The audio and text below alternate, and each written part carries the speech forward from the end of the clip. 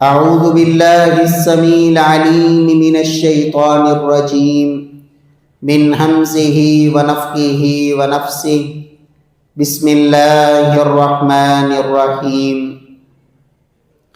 يا أيها الذين آمنوا كتب عليكم الصيام كما كتب على الذين من قبلكم لعلكم تتقون۔ اے ایمان والو، تمہارے اوپر روزے فرض کر دیے گئے ہیں جیسے تم سے پہلے لوگوں پر فرض کیے گئے، لعلکم تتقون، تاکہ تم تقوی اختیار کرنے والے بن جاؤ۔ معزز سامعین کرام، محترم بھائیو، بزرگوں، دوستو، معززات ماؤں اور بہنوں، رمضان المبارک کا یہ بڑی برکت اور رحمت والا مہینہ رب کائنات نے مجھے اور آپ کو نصیب فرمایا۔ اللہ رب العزت اس کی برکتوں کو ہمارا مقدر بنا دے اور ہمیں اپنی رحمت کو سمیٹنے والا بنا دے۔ پیارے بھائیوں، یہ ایام معدودات، یہ گنتی کے چند دن جن کا آغاز ہوا ہے، اختتام کا بھی انسان کو پتہ نہیں چلے گا، کتنی تیزی سے اور کتنی جلدی یہ دن گزر جائیں گے۔ دنیا کے اندر ہم دیکھتے ہیں کہ کوئی بھی شخص جو کامیاب ہونا چاہتا ہے کسی میدان میں یا کسی بھی فیلڈ میں، تو کامیاب لوگ ہر چیز کے لیے پہلے اپنا ہدف اس کا تعین کرتے ہیں، اپنے کچھ ٹارگٹ ان کو تعین کرنے کے بعد پھر ان کو حاصل کرنے کے لیے پھر وہ کوشش اور محنت کرتے ہیں۔ پیارے بھائیوں، یہ مہینہ، اس کے بھی کچھ اہداف ہیں، کچھ مقاصد ہیں۔ رب کائنات نے جو اتنا عظیم مہینہ مجھے اور آپ کو عطا فرمایا، اس کے کچھ مقاصد اور اہداف ہیں۔ اگر وہ ہدف اپنی نظر کے سامنے رکھیں گے اور ان اہداف کو حاصل کرنے کے لیے پھر محنت اور کوشش کریں گے، اور وہ ہدف اگر ہم حاصل کرنے میں کامیاب ہو گئے تو میرے پیارے بھائیوں، یہی ہماری کامیابی ہے۔ اور اگر یہ مہینہ اسی طرح ہی گزر گیا اور وہ اہداف ہم حاصل نہ کر پائے تو میرے پیارے بھائیوں، پھر یقیناً ہم ناکام لوگوں میں شامل ہوں گے۔ کوئی بھی شخص جب کسی شہر کی طرف، کسی علاقے کی طرف سفر کرتا ہے، اسے اپنی منزل کا پتہ ہوتا ہے کہ میں نے وہاں پہنچنا ہے، پھر اسی رخ پر وہ اپنے سفر کو شروع کرتا ہے، راستے میں آنے والی رکاوٹوں کو دور کرتا ہے اور کہتا ہے کہ میری منزل وہ ہے۔ اور اگر اس مسافر کو پتہ ہی نہ ہو کہ منزل ہے کیا، تو وہ ساری زندگی بھی سفر کرتا رہے تو کبھی اپنی منزل کو پا نہیں سکے گا، اس لیے کہ اسے منزل کا پتہ ہی نہیں۔ یہ رمضان کا مہینہ، اس کا سب سے پہلا ہدف اور مقصد اور میرا اور آپ کا ٹارگٹ یہ ہونا چاہیے کہ اللہ اس روزے کے ذریعے میرے اندر اللہ تقوی پیدا کر دے۔ اور یہ ہدف یا مقصد میں نے نہیں، بلکہ اللہ نے قرآن میں اس کا یہ ہدف متعین کیا۔ اللہ فرماتے ہیں لعلکم تتقون، لوگوں روزے میں نے اس لیے فرض کیے ہیں تاکہ تم تقوی کی سیڑھی پہ چڑھ جاؤ، متقی بن جاؤ، اللہ کا خوف اور ڈر تمہاری زندگی میں آ جائے۔ یہ ایک مہینے کی ورکشاپ، یہ ٹریننگ، یہ تربیت کہ اللہ کا حکم مان کر تم نے حلال چیزوں کو بھی چھوڑے رکھا اس لیے کہ میرے رب کا حکم ہے۔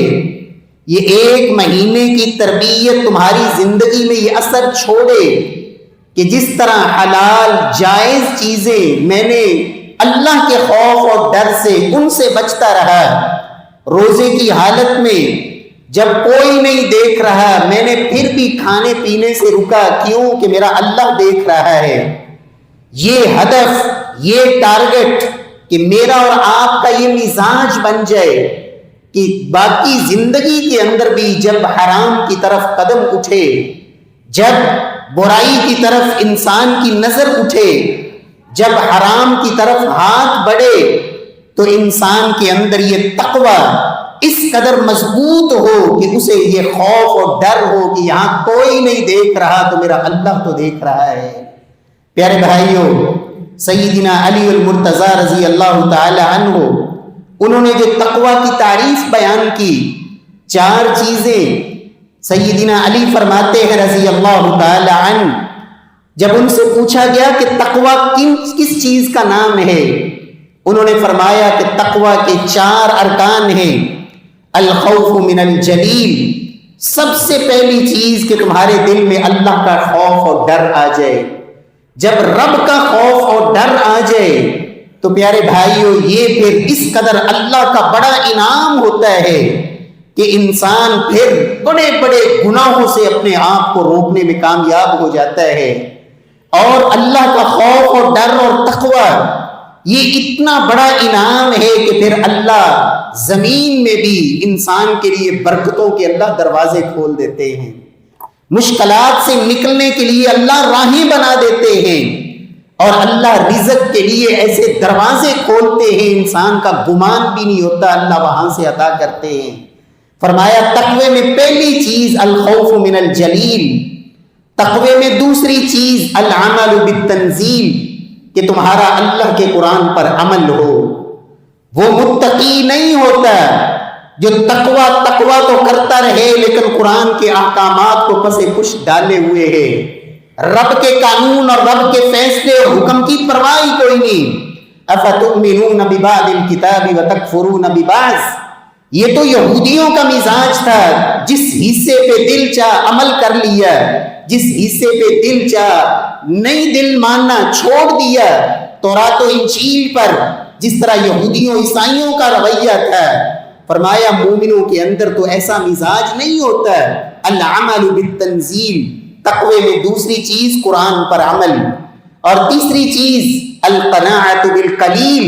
سیدنا علی المرتضی رضی اللہ عنہ فرماتے ہیں تھوڑے پر قناعت کر لینا، رب نے تھوڑا دیا ہے لیکن وہ تمہاری ضروریات کو پورا کرنے والا ہے، اس پہ قناعت کر لو، یہ بہتر ہے کہ زیادہ کے حصول میں حلال و حرام کی تمیز چھوڑ بیٹھو اور اپنے لیے وہ جہنم کے انگارے جمع کرنے میں لگ جاؤ۔ القناعت بالقلیل، تھوڑے پہ قناعت کر لینا، یہ تقوی کا تیسرا رکن اور پلر۔ اور چوتھی چیز الاستعداد لیوم الرحیل، انسان کے اندر آخرت کی تیاری کی، انسان کے اندر فکر پیدا ہو جائے اور آخرت کی تیاری کے لیے انسان محنت اور کوشش شروع کر دے۔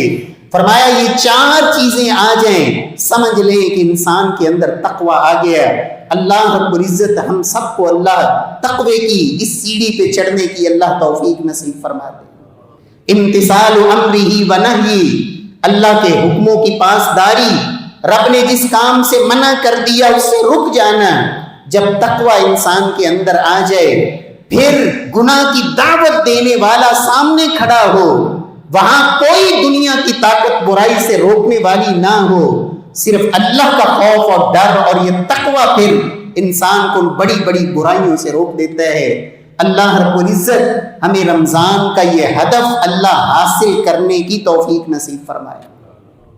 پیارے بھائیو، دوسرا ہدف اس مہینے کا جو محمد الرسول اللہ صلی اللہ علیہ وسلم نے متعین فرمایا، جب آپ نے منبر کی سیڑھی پہ قدم رکھا، جبریل امین نے یہ کہا بعد من ادرک رمضان فلم یغفر له، اے اللہ کے نبی، من ادرک شہر رمضان، جس بندے نے رمضان کا مہینہ پا لیا، فلم یغفر له فابعدہ اللہ، قل آمین فقال آمین۔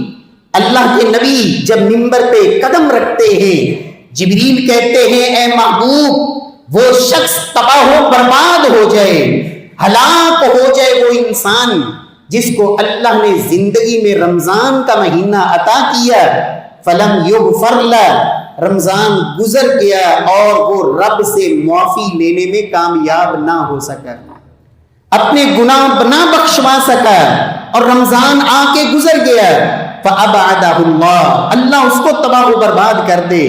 قُلْ آمین، اے محبوب اس جبریل کی بد دعا پہ آپ آمین کہیں۔ اللہ کے نبی نے فرمایا آمین، ہاں وہ شخص اس قابل ہے کہ اللہ اسے تباہ و برباد کر دے جس کو زندگی میں رمضان نصیب ہو پھر بھی وہ اپنے گناہ اللہ سے معاف نہ کروا سکے۔ پیارے بھائیوں، یہ دوسرا ہدف میں نے اور آپ نے اس مہینے کے اندر اسے اپنی نظر میں رکھنا ہے، آنکھوں کے سامنے رکھنا ہے کہ میں نے اللہ سے معافی لینی ہے، رب سے اپنے گناہوں کو معاف کروانا ہے، وہ گناہ جو آپ کو یاد ہے اور وہ گناہ جو کر کے آپ بھول چکے ہیں، وہ صغیرہ گناہ ہے یا کبیرہ گناہ ہے، وہ اعلانیہ گناہ ہے یا پوشیدہ گناہ ہے، سب کے سب گناہ گن گن کر نادم ہوں، پشیمان ہوں، شرمندہ ہوں، اقرار کرے، اعتراف کرے۔ اور امام ابن قیم رحمہ اللہ لکھتے ہیں، فرماتے ہیں بسا اوقات وہ انسان جس سے کوئی گناہ ہو جاتا ہے، اللہ سے توبہ کر کے اس گناہ پہ ندامت اور شرمندگی کا اظہار کر کے اللہ کا ایسا قرب پا لیتا ہے جو قرب وہ انسان بھی حاصل نہیں کر پاتا جس سے گناہ نہیں ہوا ہوتا ہے۔ کیوں؟ اس لیے کہ جس سے غلطی ہو گئی، گناہ ہو گیا، اور پھر اسے احساس ہو گیا کہ میرا کوئی خالق بھی ہے، مالک بھی ہے، پروردگار بھی ہے، مجھے کوئی پوچھنے والا بھی ہے، مجھے اس کے سامنے کھڑے بھی ہونا ہے، جواب بھی دینا ہے، حساب بھی دینا ہے۔ یوم تبلی السرائر، جب راز ان سے پردے اٹھا دیے جائیں گے، وَبَدَا لَهُم مِّنَ اللَّهِ مَا لَمْ يَكُونُوا يَحْتَسِبُونَ، وہ دن آنے والا ہے جب وہ کچھ بھی ظاہر ہو جائے گا جس کا تصور اور گمان بھی نہیں ہوگا۔ وہ وقت بھی آئے گا جب میری ہی اعضاء میرے خلاف گواہیاں دینے کے لیے کھڑے ہوں گے، یہ زمین بھی میرے خلاف گواہی دے رہی ہوگی، نامہ اعمال اور یہ رجسٹر میرے سامنے کتاب زندگی کھول کے رکھ دی جائے گی۔ کیوں نہ وہ وقت آنے سے پہلے میں اپنے رب سے معافی لے لوں، بخشش کروا لوں۔ اور پیارے بھائیوں، رمضان کے اندر یہ بہت بڑا ایک ہدف ہے جس کے حصول کے لیے اللہ کے نبی نے یہ سبق دیا، من صام رمضان ایمانا واحتسابا غفر له ما تقدم من ذنبی، لوگوں جس نے روزے رکھے ایمان کے ساتھ، اللہ سے ثواب کی امید رکھتے ہوئے اور اجر کی امید رکھتے ہوئے، رضائے الہی کے لیے، غفر له ما تقدم من ذنبی، اس روزے سے بھی اللہ گناہ کو معاف فرمائیں گے۔ من قام رمضان ایمانا واحتسابا غفر له ما تقدم من ذنبی، جس نے رمضان کی راتوں کا قیام کیا ایمان کے ساتھ، ثواب کی امید رکھتے ہوئے، یہ نہیں کہ ایک عادت ہے، ایک مجبوری ہے، ایک ڈیوٹی ہے، بیٹا تراویحاں پڑھا رہا ہے تو ابا جی کو جانا ہی ہے، مسجد کی ذمہ داری ہے اس لیے جانا ہی ہے۔ نہیں میرے پیارے بھائیوں، نیت کو ٹٹولتے رہا کریں، کیوں جا رہا ہوں، روزہ کیوں رکھ رہا ہوں، قیام کیوں کر رہا ہوں، ایمانا واحتسابا، رب کو راضی کرنے کے لیے، اجر پانے کے لیے، کسی کے رکھ رکھاؤ کے لیے نہیں اور مجبوری کے لیے نہیں۔ ایمانا واحتسابا غفر له ما تقدم من ذنبی، اس سے بھی اللہ گناہوں کو معاف فرماتے ہیں۔ پیارے بھائیوں، وہ امور اور وہ کام، اور ان میں سب سے بڑی بڑا جو عمل ہے وہ ہے توبہ، اللہ کے سامنے استغفار اور معافی مانگنا، اللہ کی طرف رجوع کرنا، توبۃ نصوحا، خالص پکی اور سچی توبہ، یہ اللہ رب العزت سے معافی لینے کا ایک بہت بڑا ذریعہ ہے۔ اللہ رب العزت ہمیں یہ ہدف پانے کی اور اسے حاصل کر لینے کی اللہ توفیق بخشے، تاکہ اللہ کے نبی کی بد دعا سے بچ جائیں۔ یہیں کہیں ایسا نہ ہو کہ رمضان گزر جائے اور میرے گناہوں کی وہ گٹھڑیاں اسی طرح میرے سر پہ لدی ہوئی ہوں، پرواہ کوئی نہیں۔ پیارے بھائیوں، گناہوں میں کئی گناہ ایسے ہوتے ہیں جن کا تعلق حقوق العباد کے ساتھ بھی ہوتا ہے۔ اس گناہ کی معافی کا طریقہ یہ ہوتا ہے کہ جس سے ظلم کیا ہے، جس کا حق کھایا ہے، اور حقوق العباد میں جہاں کوتاہی کی ہے اس کا حق بھی لوٹائیں، اس سے بھی معافی مانگے، پھر رب بھی معاف کرے گا۔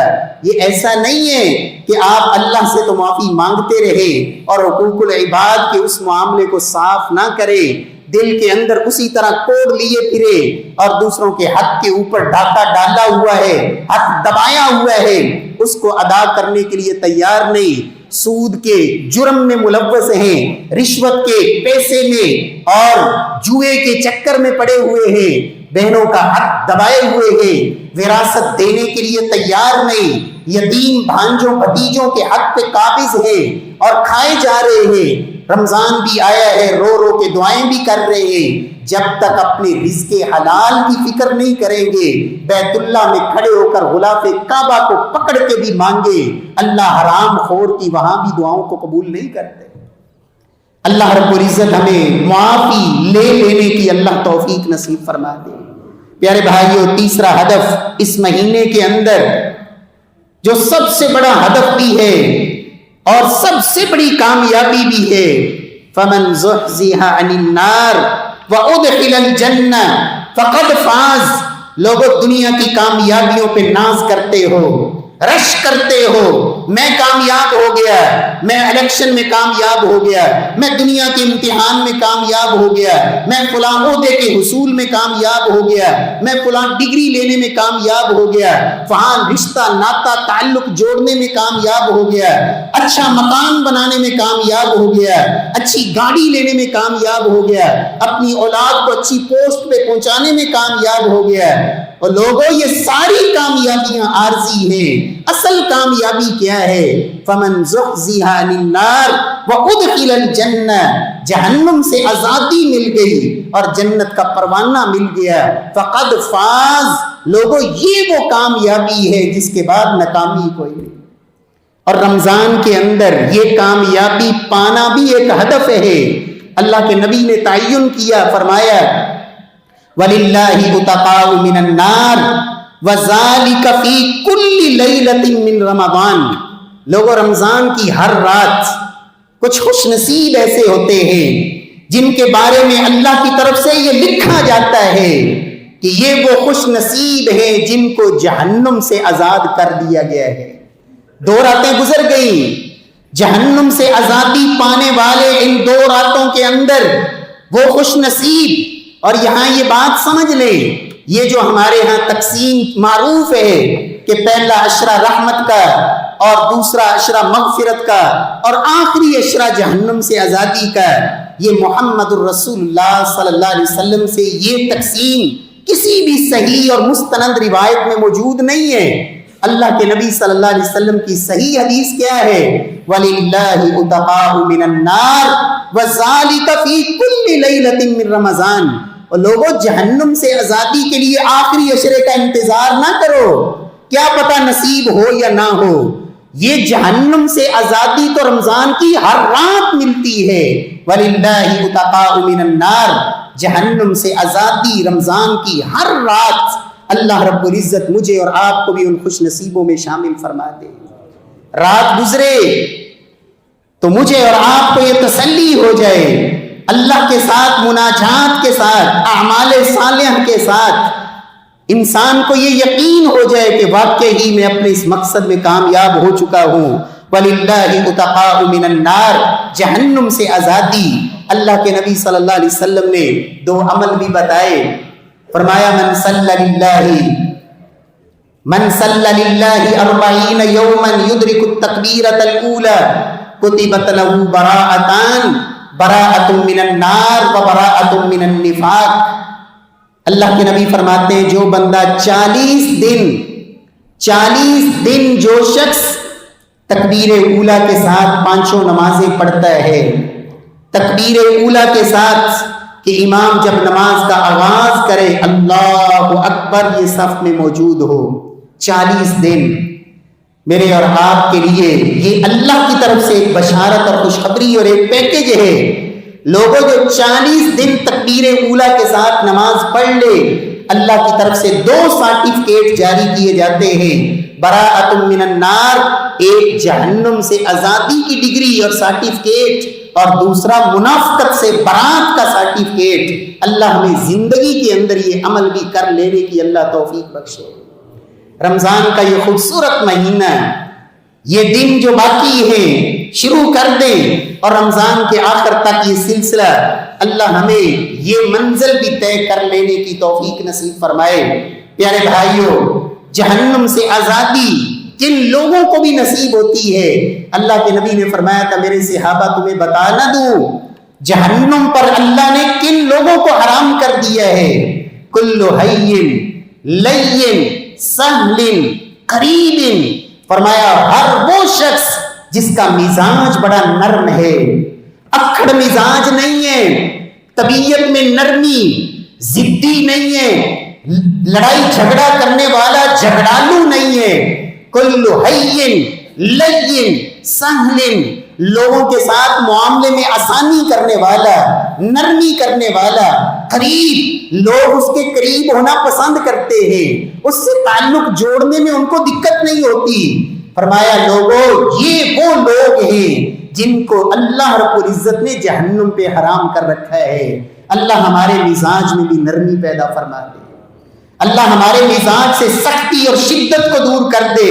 لڑتے ہی رہنا، گھر میں بھی لڑائی، مسجد میں بھی لڑائی، دکان پہ بھی لڑائی، رشتہ داروں سے بھی لڑائیاں، اپنے ماتحتوں سے بھی لڑائیاں، اپنے افسروں سے بھی لڑائیاں، ہر ایک سے لڑتے ہی رہنا، یہ مزاج بنا لینا۔ اللہ کے نبی صلی اللہ علیہ وسلم نے فرمایا تھا لوگوں تمہیں میں بتا نہ دوں جن کے اوپر اللہ نے جنت کو حرام کر دیا ہے، جہنم ان کا مقدر بنا دی ہے۔ کل جواز مستکبر، یہ اکھڑ مزاج، ضدی انسان اور تکبر کرنے والا، رب نے ان کے اوپر جنت کو حرام کر دیا اور جہنم ان کا مقدر بنا دی۔ اللہ ہمیں تکبر سے محفوظ فرمائے، اللہ ہمارے اندر تواضع، عاجزی، نرمی، محبت، اللہ ہمارے مزاج کے اندر یہ چیز پیدا فرما دے۔ اللہ رب العزت ہمیں اس ماہ مقدس کے اندر اللہ ہمیں یہ ٹارگٹ جہنم سے آزادی والا اللہ یہ حاصل کر لینے کی بھی توفیق نصیب فرمائے۔ پیارے بھائیو، چوتھا ہدف اس مہینے کا وہ ہے کہ یہ مہینہ شہر قرآن ہے۔ شہر قرآن، شہر رمضان الذی انزل فیہ القرآن، قرآن کے ساتھ تعلق ایسا جڑ جائے، صرف ایک مہینے کے لیے نہیں بلکہ قرآن سے ایسا تعلق جڑے، کل قیامت کا دن ہو قرآن اس کے ہاتھ سے پکڑے، رب کی بارگاہ میں لے کے جائے، کہے اللہ دنیا میں اس نے میرے ساتھ تعلق جوڑا تھا، آج میں اس کا وہاں سفارشی ہوں جہاں کوئی بھی اس کا ساتھ دینے کے لیے تیار نہیں، اور قرآن اس کے آگے آگے چل کے اس کو اللہ کی جنت میں لے کے جائے گا۔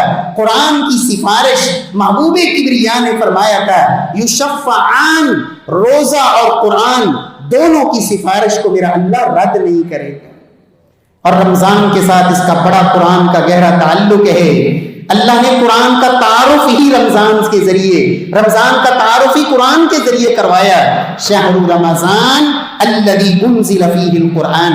تو اس مہینے کے اندر میں ایک ہدف بناؤں کہ میں نے قرآن کی تلاوت بھی کرنی ہے، قرآن کو سننا بھی ہے، قرآن کو سمجھنا بھی ہے، اور قرآن کا کچھ نہ کچھ حصہ میں نے اس کو یاد بھی کرنا ہے۔ قرآن کے ساتھ تعلق، پیارے بھائیوں کبھی سوچا کرے بیٹھ کے 60-70 سال گزار لیے، 30ویں پارے کی 37 سورتوں کا بھی ترجمہ نہیں پڑا آج تک۔ یہی ہدف بنا لے کہ اس مہینے میں کم از کم میں نے 30واں پارہ اس کا ترجمہ ضرور پڑھ لینا ہے، اسے سیکھنا ہے۔ قرآن کی کچھ صورتیں ان کو یاد کرنے کا ٹارگٹ بنا لے، میں نے ان کو یاد کرنا ہے۔ اور یاد رکھیں قرآن کو یاد کرنا اتنا بڑا اعزاز ہے، دنیا کا سب سے بڑا فتنہ جس کے بارے میں ہر نبی نے اپنی امت کو خبردار کیا ہے، دجال کا فتنہ، جناب نوح سے لے کے جناب محمد الرسول اللہ صلی اللہ علیہ وسلم تک ہر نبی نے اپنی قوم کو دجال کے بارے میں خبردار کیا۔ اور اللہ کے نبی نے کیا فرمایا؟ جو سورہ کہف کی پہلی 10 آیتیں یاد کر لیتا ہے اسی من فتنۃ الدجال، صحیح مسلم کی روایت ہے، اللہ اسے دجال کے فتنے سے محفوظ کر دیں گے۔ صرف 10 آیتیں، اور جس کو اللہ پورا قرآن یاد کروا دے، جس کو اللہ یہ شان عطا فرما دے. اس لیے میرے پیارے بھائیوں، ہدف بنائے، میرے قرآن کو سمجھنا ہے، سیکھنا ہے، تلاوت کرنی ہے، اور کثرت سے تلاوت. امام زہری رحمہ اللہ سے کسی نے پوچھا یہ رمضان کا مہینہ کس کام کے لیے ہے؟ انہوں نے کہا 2 ہی تو کام ہے کرنے والے، قراءۃ القرآن و اطعام الطعام، قرآن کی تلاوت کرنا اور بھوکوں کو کھانا کھلانا. اللہ ہمیں قرآن کے ساتھ تعلق جوڑنے کی توفیق بخشے. اور پیارے بھائیوں، 5واں ہدف اس مہینے کے اندر، آپ اس مہینے کے اندر رب سے مانگے، دعائیں مانگے، دعا کے ساتھ اللہ کا قرب تلاش کریں. اور کیسا قرب؟ آپ اللہ توفیق دے. سورہ بقرہ میں جہاں رمضان کے روزوں کا تذکرہ ہے، پہلے بھی روزوں کے مسائل، بعد میں بھی روزوں کے مسائل، درمیان میں رب نے دعا کا تذکرہ کیا ہے. سمجھے ذرا رمضان کے روزوں کے ساتھ دعا کا کتنا گہرا تعلق ہے.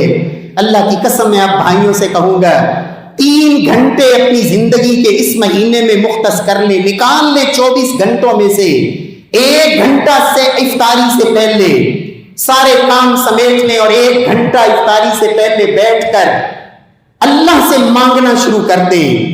1 گھنٹہ ذکر میں، دعا میں، افطاری کے وقت تک، اور 1 گھنٹہ سحری کے وقت میں آپ مختص کر لیں. جب میرا رب خود آسمان دنیا پہ آ کے کہہ رہا ہوتا ہے مانگو، بخشش چاہیے، رزق چاہیے، معافی چاہیے، دعا کی قبولیت چاہیے. اور میرے پیارے بھائیوں، پورا سال پتہ نہیں موقع ملتا ہے یا نہیں، اس مہینے میں تو ہر ایک اٹھا ہوتا ہے مسلمان. آپ تھوڑا سا ہمت کر کے کچھ وقت نکال کے رب سے مناجات کے لیے وقت مختص کریں. اور تیسرا 1 گھنٹہ نماز فجر کے بعد سے لے کر اشراق تک آپ بیٹھ جائیں اللہ کے گھر میں.